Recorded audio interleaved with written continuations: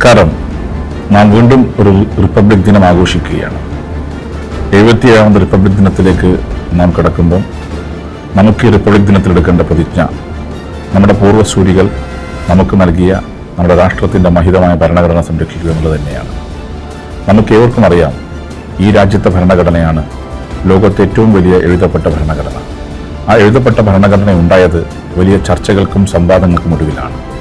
അത്തരത്തിലുള്ള ഭരണഘടന ഈ രാജ്യത്തെ എല്ലാ പൗരന്മാർക്കും തുല്യത, അതോടൊപ്പം തന്നെ സമത്വം, സാഹോദര്യം ഇതെല്ലാം സമ്മാനിക്കുമ്പോൾ ഈ രാജ്യത്തിൻ്റെ ഭരണഘടന അട്ടിമറിക്കാനുള്ള നീക്കവും ഒരു ഭാഗത്ത് നടക്കുന്നുണ്ട്.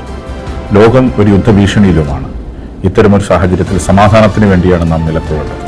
ഈ രാജ്യത്തിൻ്റെ ഭരണഘടന സംരക്ഷിക്കാൻ ലോകത്തെമ്പാടും സമാധാനം ഉണ്ടാവാൻ നമുക്ക് മുൻകൈയെടുക്കാൻ സാധിക്കണം. മഹിതമായി രാജ്യത്തിൻ്റെ ഭരണഘടന സംരക്ഷിക്കാൻ നമുക്ക് ഒത്തൊരുമിച്ച് നിൽക്കാം എന്ന് മാത്രം പറഞ്ഞ് എല്ലാവർക്കും എൻ്റെ റിപ്പബ്ലിക് ദിന ആശംസകൾ നേരുന്നു.